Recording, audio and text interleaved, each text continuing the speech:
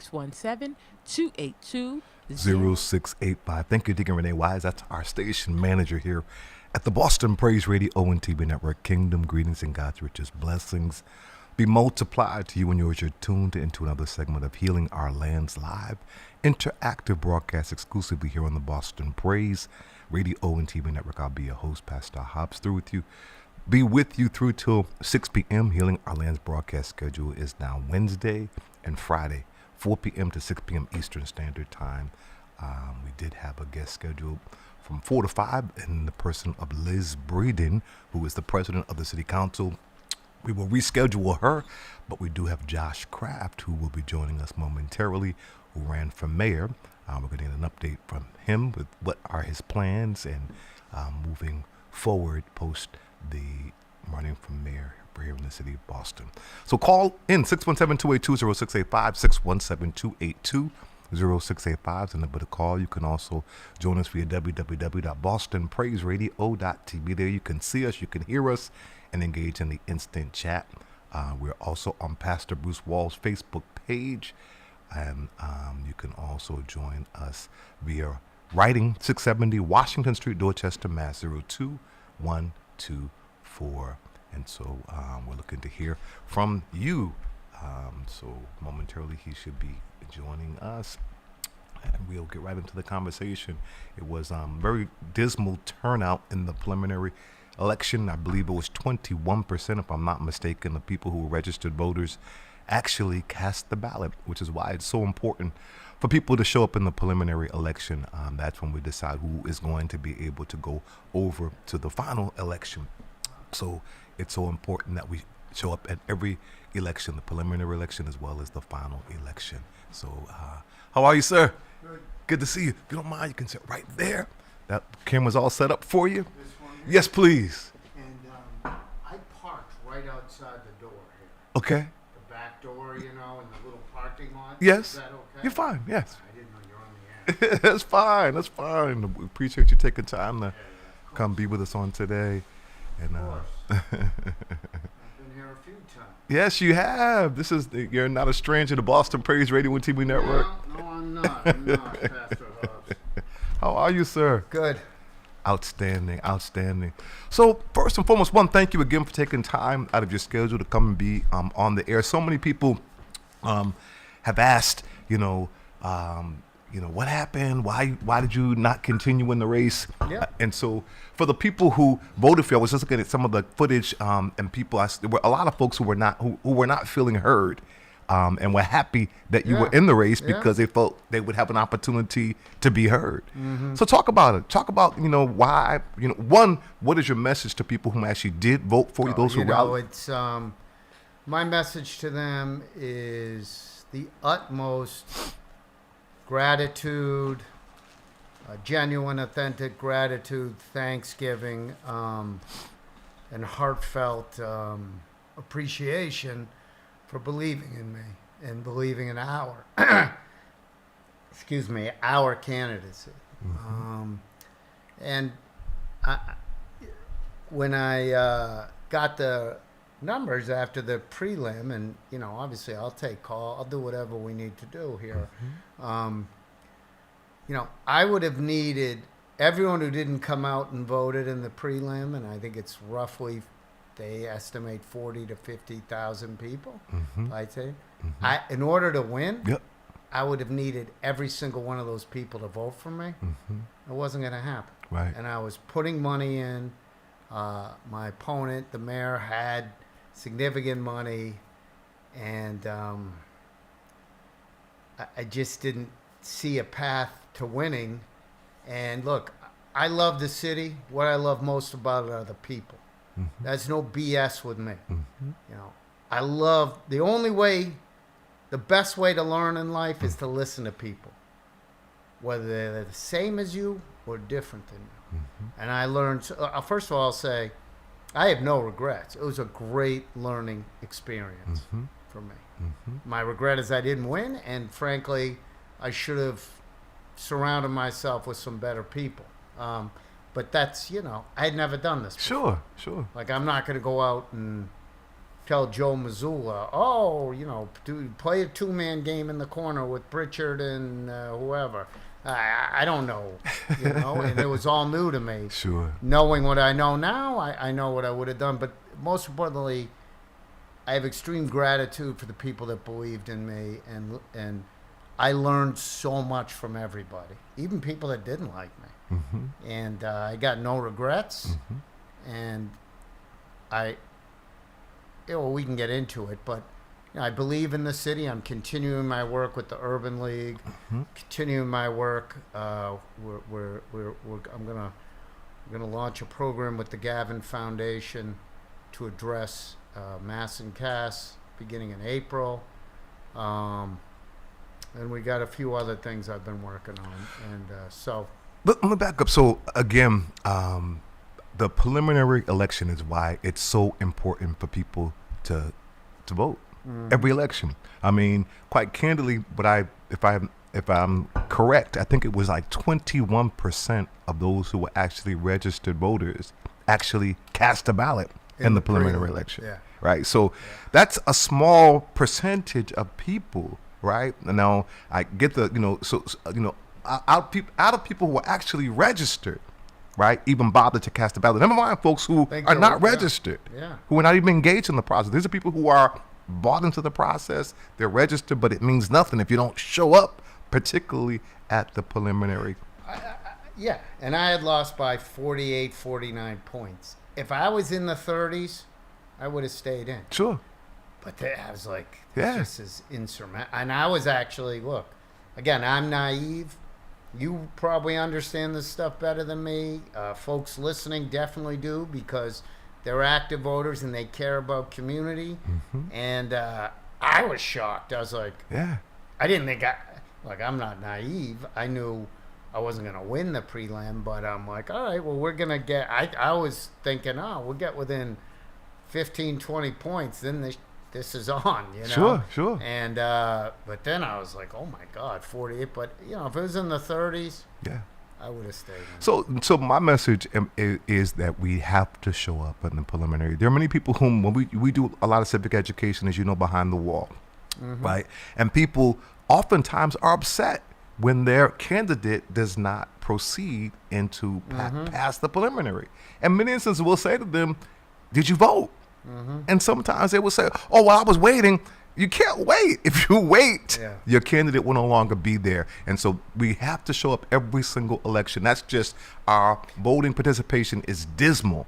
And just a small percent of the population who actually make decisions for the rest of us, because we've got to be more civically engaged consistently. It's really important. And, it's behind the wall. On MLK, I went to the MLK event at Norfolk that the AACC did. Yes. Got to talk, and I've met with those gentlemen a bunch of times, and it was the same question, and I gave the same answer. But first thing I said is I had your endorsement, and that was so powerful, so meaningful to me, because it just means a lot that anybody believed in me. And look at. I still love this city. I'm still doing what I've done, Some of the mainstream media are like, oh, what's he going to do now? And I'm like, well, I'm going to do the stuff I've always done. That you've been doing. I'm going to show up, right. I mean, I got out on a Thursday.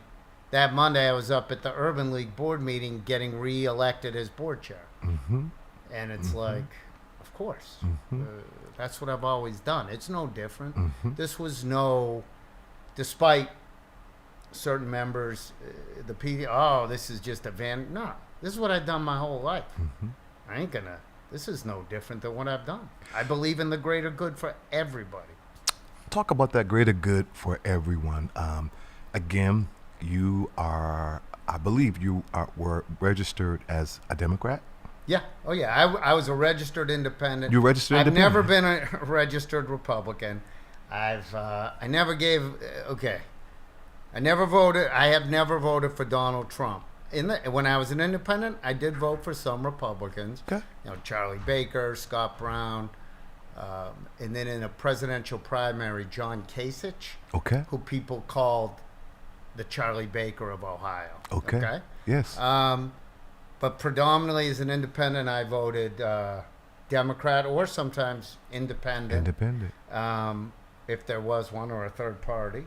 I never donated to Donald Trump, but you know, the other side said, "Oh, he's a Trumper. He loves Trump." And Sure. the media, and some of the media played up on that. I'm like, I've never voted for the guy. I mean, you can go look. Sure.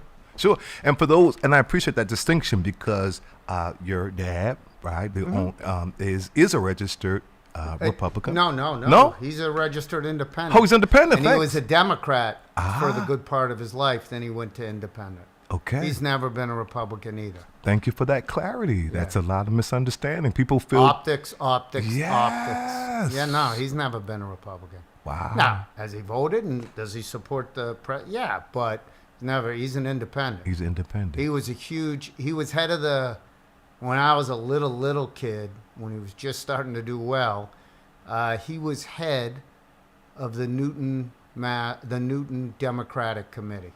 Mm-hmm.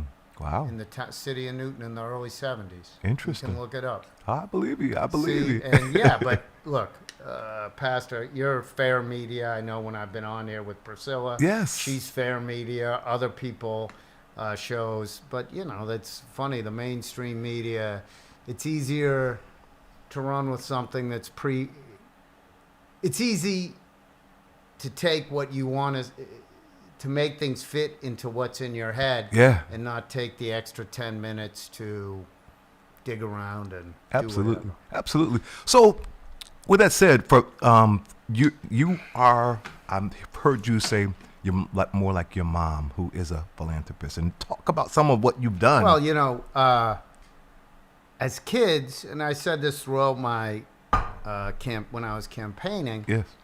You know, we were always told, your worst day is most people's best day. Mm. So you make sure that there's always equity in society. Mm-hmm. And you make sure that by equity, we're talking about make sure there's always access to opportunity. Mm-hmm. Access to opportunity. Everybody deserves access to opportunity. Mm-hmm.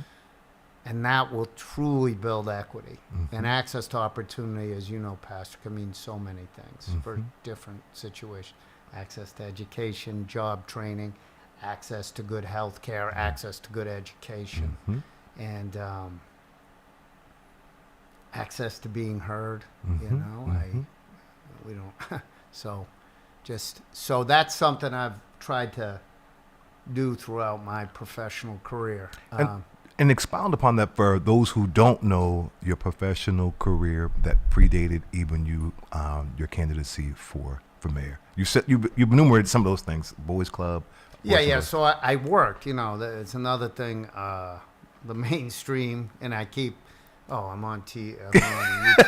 So the mainstream media. Oh, he's a not philanthropist. No, I worked for the Boys and Girls Club for 30 years. I started knocking on doors in public housing in the fall of 1990, working with kids who weren't going to school. And I worked my way up to president and CEO for my last 12 years of a 30-year run there.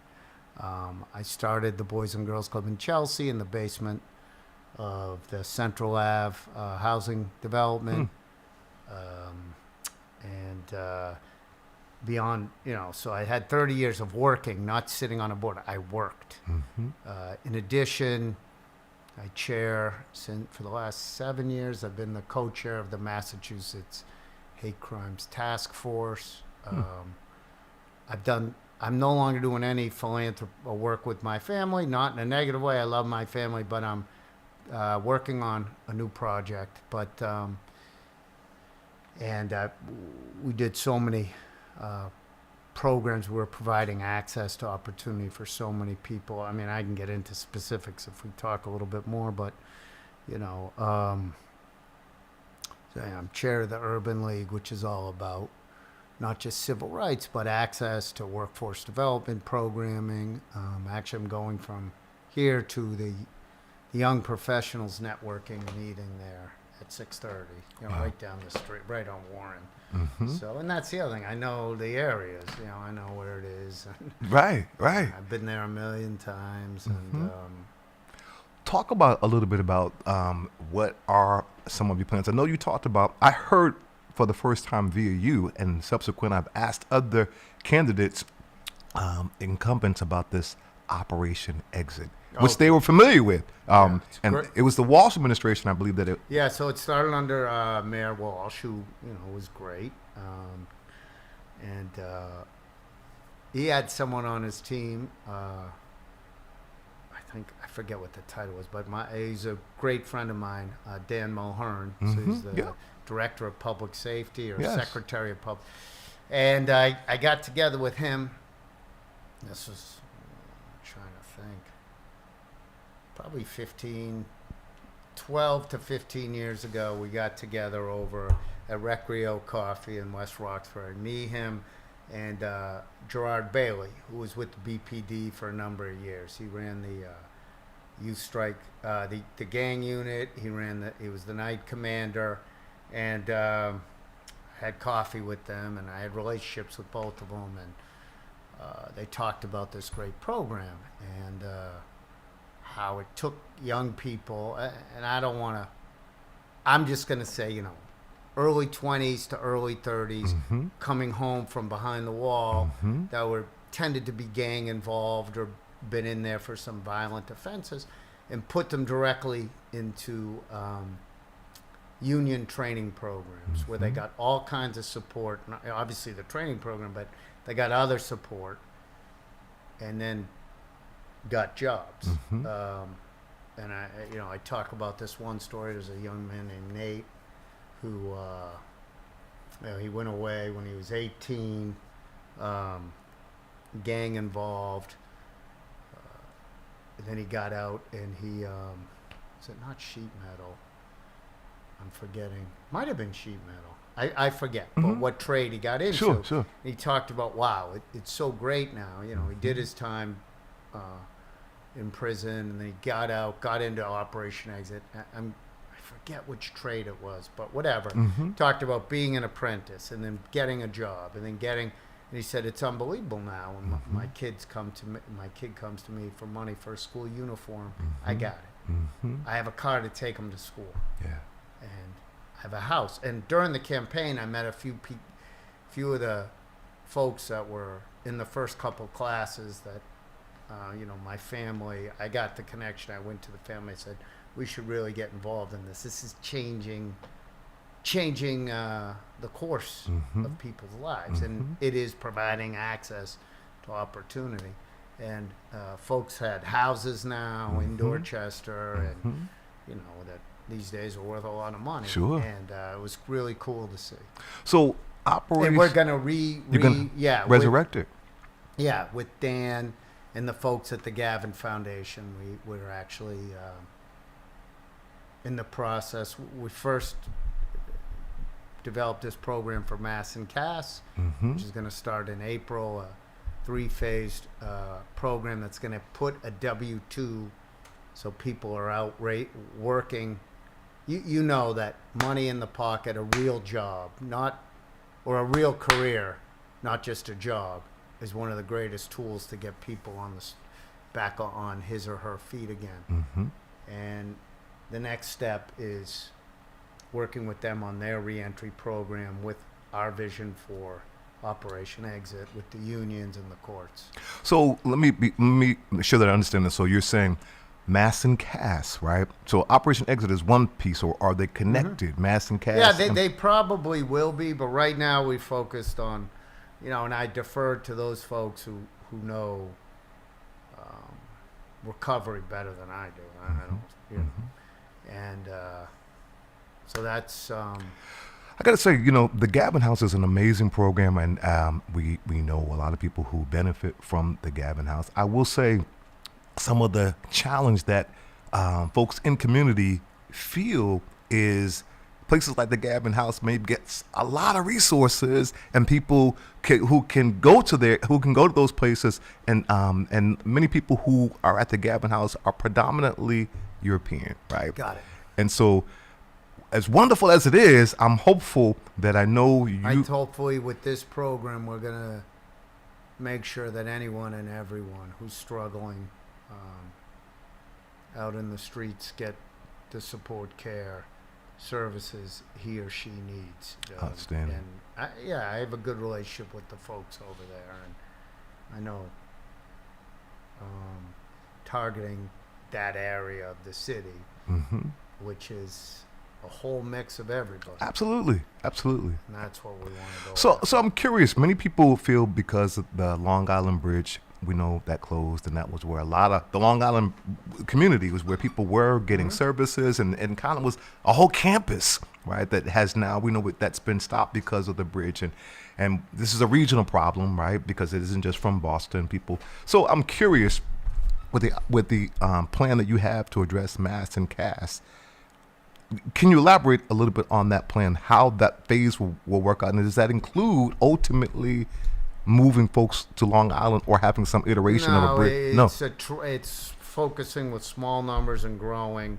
Acute rehab, then preparing for workforce development training programs for certain jobs, whether it's, and I'm just throwing these out, Sure. HVAC, auto mechanics, Yeah. whatever. Yeah. And then getting them into the training program so that in the end they can be placed and get that tax W-2 because they're earning a real living, not a minimum wage living, but a wage. And that's our goal, and that's what we're going to do through partnerships with jobs. Hello? I'm not sure if someone's trying to call. I couldn't hear them. Go ahead. And then, wait, what was the second part of that, Pastor Hobbs? Well, we're just talking about, Long Island, if that's any iteration. Well, I think,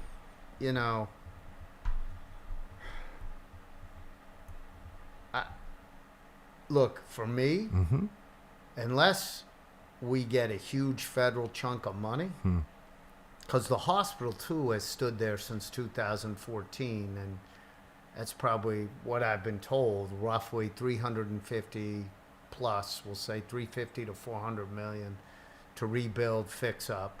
The bridge is probably a little more than that. So you're talking almost $1 billion just to get everything up and running there again.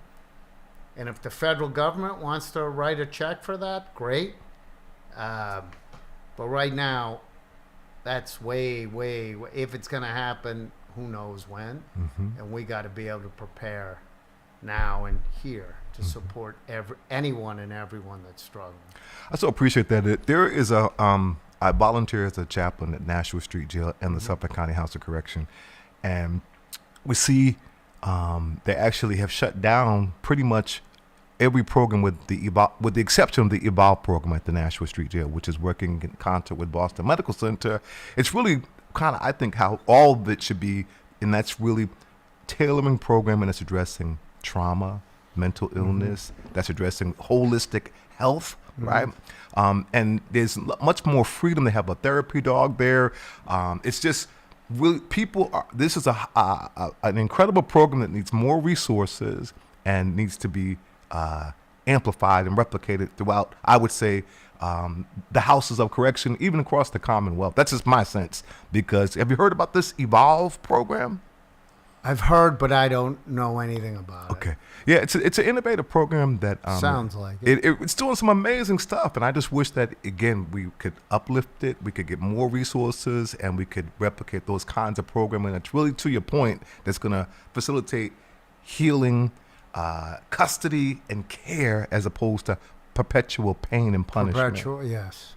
I've heard you say you want to make Boston the re-entry model of the country. Yeah, that'd be great. I think that we would, we could still do it. Yes. Obviously, as mayor, I was saying, like, the other mayors, I want them to say, how did you guys do this? How did you guys do this? And, we'd have created a pipeline, not just at City Hall, but in the businesses around. And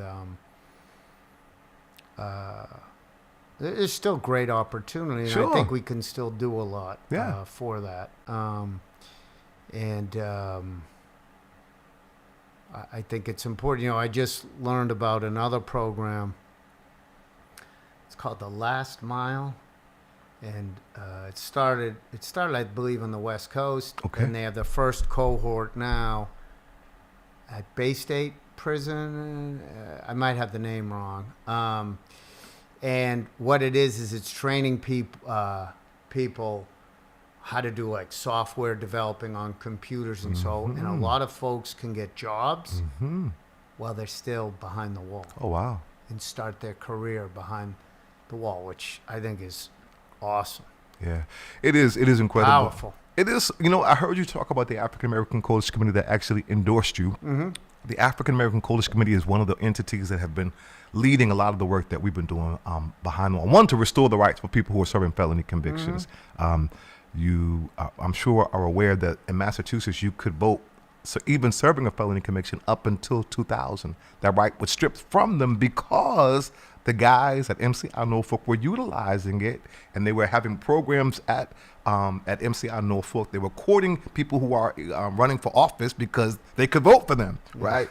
So literally, and unfortunately, it was a Republican government at the time. Every vote counts. It does. It should. Right. It should. I agree. But it's what you said at the beginning when I walked in here. Yeah.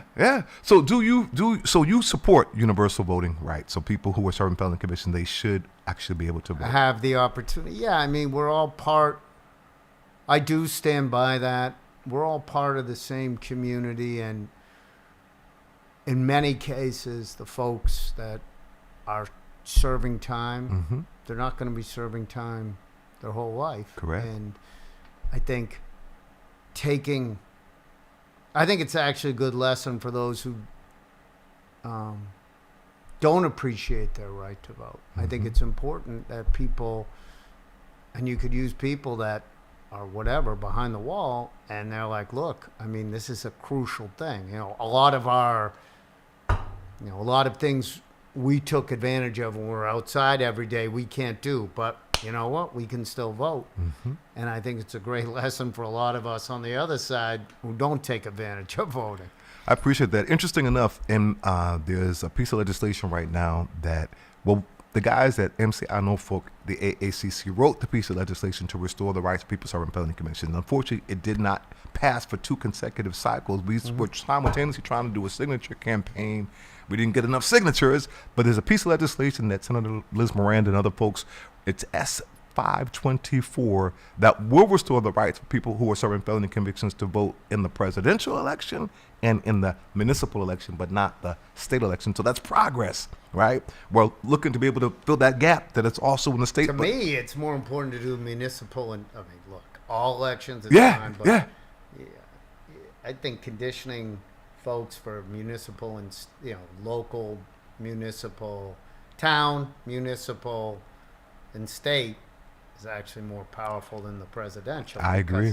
It's your backyard. It's where when you go home, I'm not saying everyone's staying in the state, but it's a great example. It's like, look, these folks they cherish their right to vote. And absolutely. More of us should.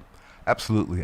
So no, I agree that I wish it was state, but that's just the piece of legislation is not that. The piece of legislation that's sitting in the Ways and Means right now is going to restore it if we get it across in the federal and in the city while we simultaneously work to be able to restore it for the state elections. So the goal is everybody has the right to vote. And quite candidly, you can serve the highest office in the land with 34 felony convictions. Certainly you should be able to vote with 1, right? Like, it makes no sense that you can run for office.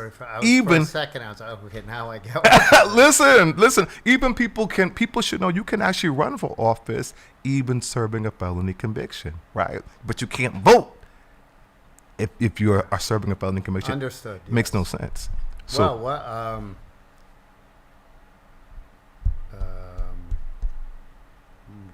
James Michael Curley, the mayor of Boston. Exactly. So that's precedent of a person who actually was incarcerated, who ran for mayor and won and served while incarcerated.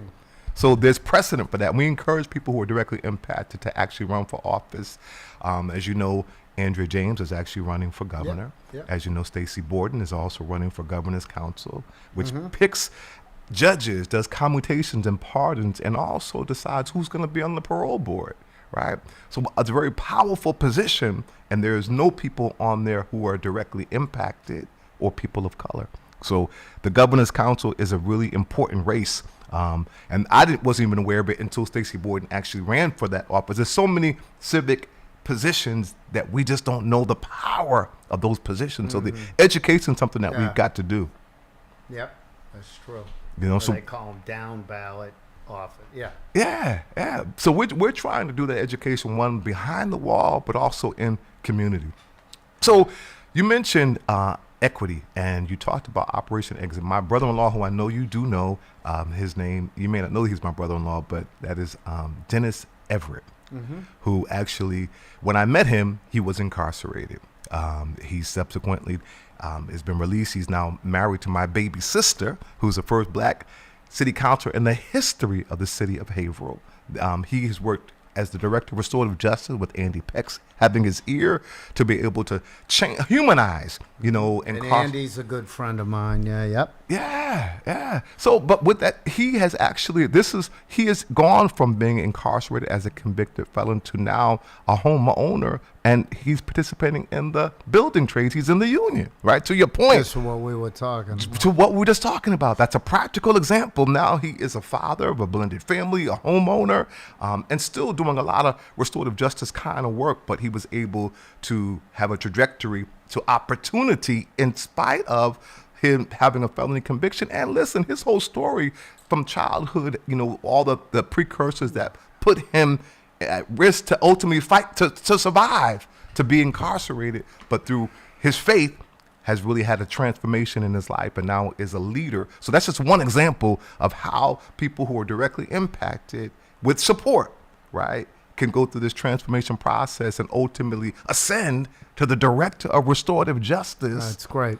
And so these are more, we need to continue. So I'm happy that you're doing the Operation Exit, and I'm hopeful that that's something that we can be able to support you in. So is it a nonprofit organization? No, we were going to create a new nonprofit, but I think the Gavin has done some work. So I think, we haven't gotten to this portion of our work yet, but we're going to sit down and hammer out how we want it to look. Yeah, Peter over at the Gavin is great, and he's very open-hearted, and as is John McGann over there. And then, of course, Michael Knievi, who's working with us there, too. Amazing. I would just encourage you to, when you have that relationship, to encourage them to make sure that access points are in the inner city. Definitely. Dan is very aware. Dan is very aware of that. Yes. Outstanding. And he's very connected there. Outstanding. So I know you've been meeting with a lot of people who are directly impacted. Again, you did this even before you announced your candidacy for mayor. And now that you are, shifting, I heard on one of the interviews saying that you can do more outside of the mayoral position as an individual. Talk about that, how you that's how I look at it. Yes, it would have been great to be mayor because we could have brought all the resources for everything, re-entry, veterans, youth services, women's program, everything. But, just doing what I've always done, which is hopefully trying to bring people together in a that bring different skills or bring different gifts together so that they can raise the community. It's sort of how I know it doesn't make a lot of sense. It's just something I've done. I know one of the things we did at the Urban League back in November when they were cutting the SNAP benefits is we did a great partnership with the Dorchester Food Co-op, Tropical Foods, and a bunch of private donors, and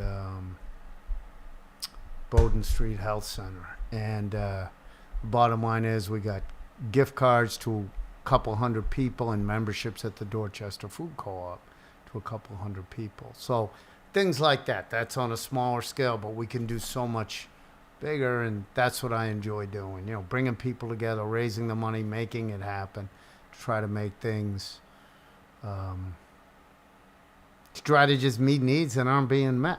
And I think we're going to continue to get into tougher times too as we move forward. You know, and another issue for me too that was important was housing. Oh, yes. And I think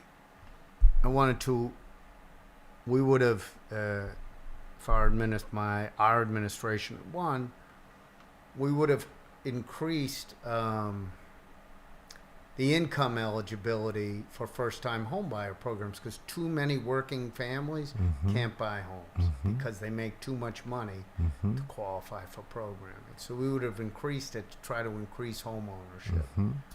So with right now, unfortunately, one of the things that the mayor has done that a lot of people are up in arms is this 14% increase. And apparently this is the second increase for taxes, to your point, Yes. right, that are feeling really challenged by that, right, because they can't, people like Detective Ellison will talk about who's a homeowner. Like who? Detective Ellison. Oh, yeah. Okay. You know, who's a homeowner, right? He could, you know, he's going to have to pass that cost off to people whom he rents to. Renters, yes. But for people whom are homeowners who aren't renting them out, single moms, right? They don't have someone to pass it on Or to. seniors. Or seniors. So, you know, with that said, what is it that we can do since she is the mayor and she kind of has a mandate, she feels, I guess, to do whatever she wants to do, and maybe in many instances people feel, as you started to say, they feel not heard, right? Because, you know, but she's in control, right? So with that said, how do we counter that? I mean, Senator Nick Collins has been on, and he's talked about these abatements and different things that he's trying to do to be able to help, you know, people have some sense of relief. Abatements that can create fun. Yeah, that, and then a fund. Creating a fund first. You take our seniors. They need a tax abatement fund because so many are paycheck to pay. Even if their house is paid off, Sure. which it could be, Sure. the taxes. The are killing taxes, them. So yes. I think creating tax support / fund for seniors. I think finding ways to save money in the municipal budget. I know it's a lot easier said than done, but if you entrust leadership, running an organization, when we had tough times, I'd go to the 5 or 6 key leaders and say, find X amount % to cut out of your budget. I'll support you. And that's what we're going to go forward with. So I think everybody in tough times have to tighten their belt. You know, I appreciate you saying that. That's the one thing that the city council has historically had power over. And I think they even made some changes to have more influence as it relates to the budget. That's the one thing that the city council passes. It's a mayoral strong system in the city of Boston. With that said, the one place that the mayor has to submit her budget to the city councilors, and they have to say yay or nay to pass she or his budget. So that's the one place that they have power to be able to say, no, we're not going to pass this because we think it needs to be more fiscally sound. And to think they have a participatory mechanism that they've added into it that gives community more input to being able to structure and have buy-in in terms of the budget and its priorities. So I appreciate you saying that because I think we need to hold our elected officials, our city councilors, accountable. Well, That's where they have power. Look, not saying it's an easy thing. Sure. Hold on. Sure. It's not an easy thing to do, but in tough fiscal times, everybody's got to feel the pain. So if people's taxes are going up, even if there's some funds or some abatements that can support them, great. But also, you got to look in your own backyard and find savings and get creative, and then entice. At the back end, you got to entice businesses back into the community. So tax revenues, commercial tax revenues can increase.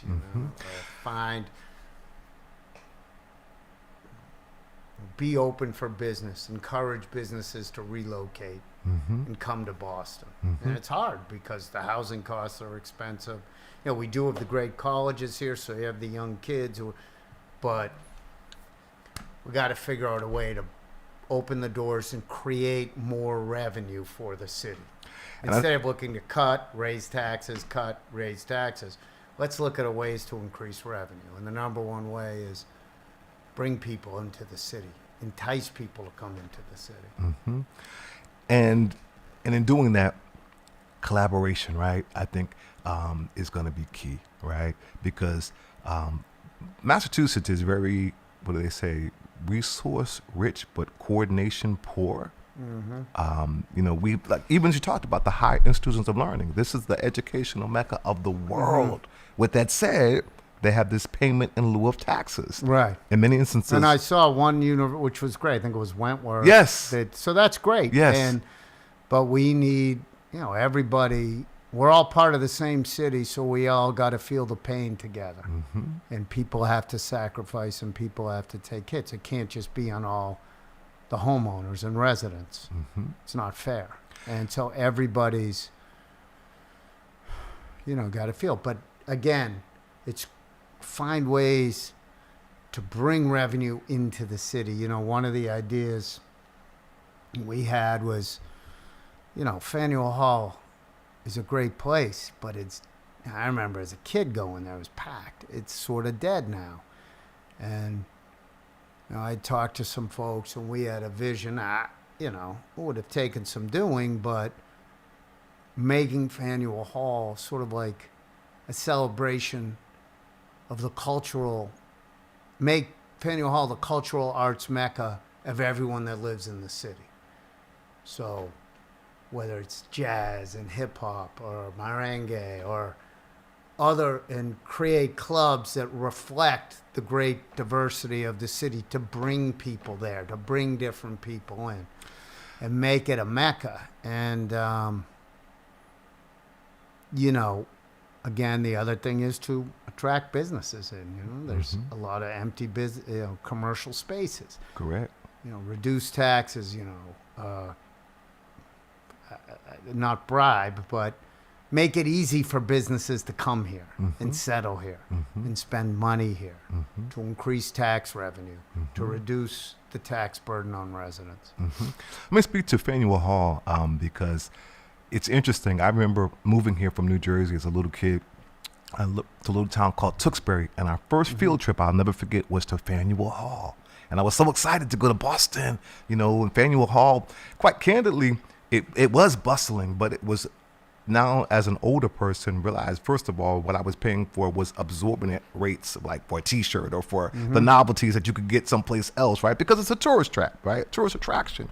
With that said, the Faneuil Hall being Peter Faneuil, a slave owner, right? And there's 0% of black businesses that are in Faneuil Hall. Well, wouldn't that be the greatest thing? Faneuil Hall, you know, maybe one side of it is dedicated to the black history of Boston, the cultural, musical black history of Boston, maybe, you know. It would be amazing. Yeah. It would be amazing. I know Kevin Peterson has really been championing, renaming it, right? Because the problem with it being a slave. But if we could do that, keep it Faneuil Hall, and then you get what I get renaming it, but I was just saying, yeah. If the name ain't gonna change, you know, make it truly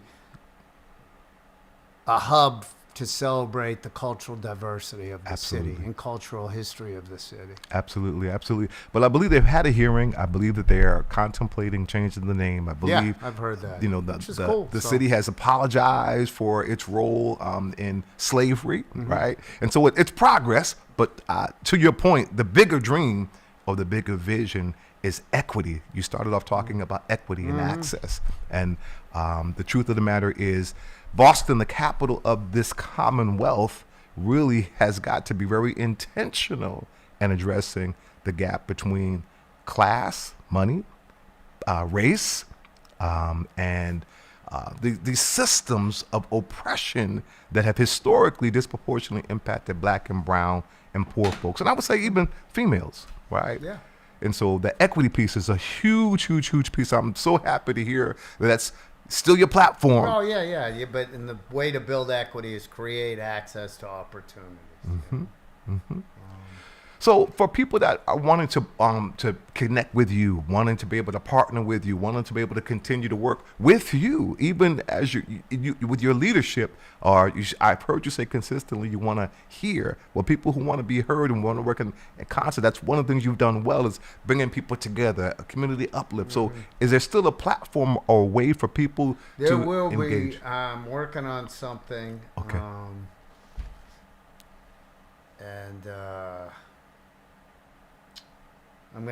I'll give a big picture description of it. Beautiful. But I don't want to say too much. Okay. It's going to launch early next month. Okay. And we're celebrating some businesses right over there on Blue Hill Ave. Okay. Where we did some. I went in and met. So I'm working with some folks who came to me, and we want to tell positive stories about what's driving our state, not just our city, but moving our state forward. Amen. What are things we want to reveal, things that people that haven't been revealed, like great smoothie juice bars on Blue Hill Ave, or pizza place on Blue Hill Ave, or great nonprofits, or great community leaders in South Boston that people don't. And we want to, and then we're going to branch out up to Gloucester, Springfield. And I spent some time doing some work with some businesses on Blue Hill and Nubian Square. And our hope is we're going to celebrate them. You'll learn more about it in early March, and then we're going to have a foundational component of it, because we think we're going to be able to get some sponsors to get involved, and we'll put money into a foundation. And also we're going to do some consulting for corporations and corporations, small businesses that want to do more in the community. We're going to help them find their voice and how to impact the community in the best way all across the state. Obviously, myself and the folks I'm working with, we have not just a network in Boston, but across the state. Amazing. I know you've talked about the trades. I think I've heard you mention before, but I want to make sure that I'm clear. T. Michael Thomas and the People's Academy. Yeah. Coppersmith, very unique niche, and to make a living wage with copper, right? And the arts and all that he does. Is that something that you do support and can support, even post you not continuing to run from there? Yeah, of course. T. Michael, great, caring, thoughtful, smart guy. And, you know, and he educated me about I don't even know, is it coppersmith? Coppersmith, yes. Yeah. It's a dying art. It really is. And kids can do really well, because it's a dying breed. Yes. But there's still copper out there that needs to be fabricated, installed. You got the right word, Pastor Hobbs. And T. Michael's a guy who cares, and he might be a good person. When this thing gets up and running, we'll go visit as well. Outstanding. You know, there are so many people who are on the grassroots, particularly folks who are returned citizens who are now running nonprofit organizations. Again, one of the things that I think is so important is collaboration, not competition. Yeah, exactly. But collaboration, right? Knowing what each other does so that we can be able to point people to what you do well and fill the gaps in services of what doesn't exist. So we're most efficient. Right now, we're at a real unique time. As you said, the funding climate is changing on the federal level, right? Philanthropy is changing, right? Because people have to tighten up their purse strings, right? And so, and there's just so many competing issues that we have right now. And I think people are really, in many instances, polarized. I think we've got to be very intentional in creating communities of care, right? And being innovative, incentivizing, to your point, collaboration, incentivizing how do we collaborate as opposed to, I think the funding streams are often set up to compete, right? As opposed to collaborate. Look, the only way, when I was running Boys and Girls Clubs of Boston, we had 200 program partners, from the children's room that did grief counseling with kids that had lost a sibling or parent, to Mass General Hospital, which did mental health, nutritional health, sexual health with the kids, and everybody in between. And I used to say, look, we're not doing our job if we're not partnering with these places, because we don't have all the answers. The only way to make this community stronger is to work together, put egos aside, put egos aside and work together for the best. If you're really into the mission, if you're truly mission driven, you're going to do whatever the heck you can to make sure your mission is successful. And if that means working with X, Y, and Z and not getting all the credit you want, well, you got to do that. But a real leader will know that, and they'll do right by the mission, by the people, by the community they're serving.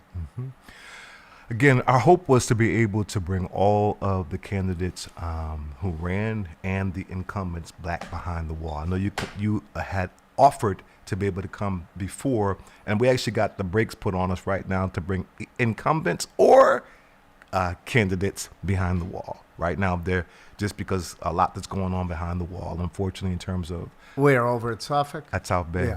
Unfortunately, with some I've read it, seen it, terrible. So we've got the brakes put on us for right now, while we are continuing to do civic education, and do voter registration and those kind of things, as well as supporting those who are directly impacted coming back into the community. But with that said, when we get the green light to be able to go back in, you'd come? Oh, definitely. Just reach out to me. Okay. I was out with the AACC in January. Nice. Like a month ago. Yeah. So I'll definitely go over to Suffolk, definitely. Beautiful. And I know Steve over there. Yeah, we're praying for him. He's a good guy, the only sheriff of color in the entire Commonwealth, and so we're continuing to just keep him in our prayers, doing like I said, some real innovative stuff there, and so we just want to amplify that and replicate that. So with just about 4 minutes left, I want to thank you again for coming in, and I want to give you the camera, give you the mic to be able to speak to our listening and our viewing audience, and whatever it is that you want to say to our audience.